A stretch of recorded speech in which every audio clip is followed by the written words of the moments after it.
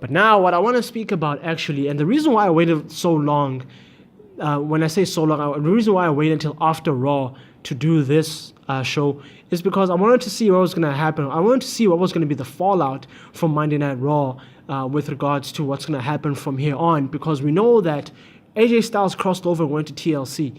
So we know that, but that wasn't just going to happen out of just Jay, unless something was like, no, I don't want to say planned, but it wasn't just going to happen out of the blue unless, they were going to head somewhere with it.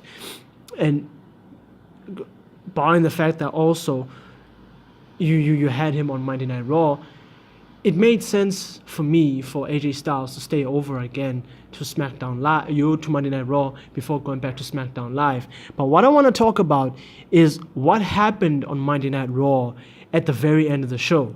Yes, the entire show went off without a hitch, but the one moment that everyone is going to remember has to do with the hashtag Under Siege. And when I say Under Siege, I'm referring to the SmackDown Live roster's invasion of Monday Night Raw. Now, Survivor Series is 4 weeks away. It is 4 weeks away. So a lot of people were looking to see that how is Raw going to explain AJ Styles going to, a Raw pay-per-view. But when you look at what happened on Monday Night Raw, I don't think it matters anymore because we're looking forward to Survivor Series. And we know with Survivor Series, it's brand warfare. I like what Monday Night Raw and SmackDown Live are going to be doing with regards to putting all of their champions against each other. But when it comes to Under Siege, I think it's a very unique moment because of the fact that when you consider SmackDown Live has always been seen as the quote-unquote B show. Has always been seen as the underdog show. So SmackDown Live has always been on the receiving end of the attack, so to speak, of Monday Night Raw whenever it comes to the Survivor Series season, when you have to have the two brands going together. But now what has happened is that SmackDown Live is now the aggressor. And I have personally, in all of my time watching wrestling, I have never seen that before. SmackDown Live being the aggressor and taking the attack, taking the fight to the Raw brand. It's always been the other way around. Sure, there was a time in 2005 when SmackDown came over to Raw, but then you still saw SmackDown as the underdog and Raw as the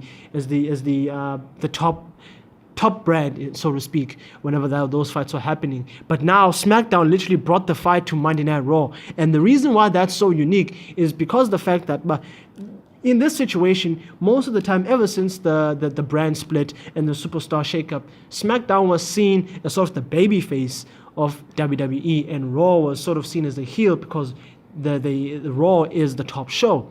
But now SmackDown literally brought the fight to the entire locker room, and they leveled every single person in their path.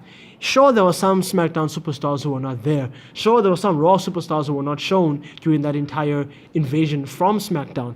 But I think what everybody should take away from this is the fact that 4 weeks from now is Survivor Series, and we literally have a great story that might just develop from this in terms of Survivor Series, because now SmackDown is taking the fight to Raw.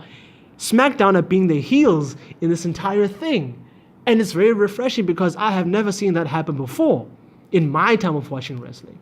You have Shane McMahon literally leading SmackDown to Raw, invading Raw, and leveling the entire roster.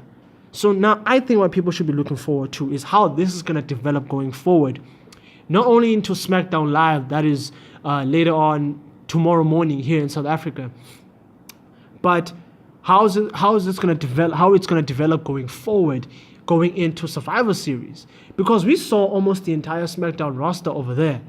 And everyone, I enjoyed what I was seeing when Raw was under siege. I enjoyed it, and I enjoyed every moment of it. And it just made me wonder, okay, what's going to happen from here? So I am excited for Survivor Series. I am excited for what's to come in the next 4 weeks. I'm excited to see what the WWE is going to be able to do and what they will do with regards to this storyline, where you have the New Day leading. New Day it was basically, the New Day literally took on the role of the Usos in this scenario, where they were they look to be like the leaders of the entire locker room. Though I know, but the leadership switch roles every now and then whenever they were in the locker room and whenever they were, beating up certain superstars. So, but minus that, you have a situation now where the entire Raw locker room was under siege. SmackDown brought the fight to Raw, and that is the most unique thing in this entire setup. Now, how is Raw going to hit back? We don't know the Raw Survivor Series team. We have a speculation of who it might include. We have a speculation of who it might be comprised of. Because one thing I am sure that it is going to comprise of Roman Reigns sooner or later, because he will recover from that viral meningitis, as will Bray Wyatt.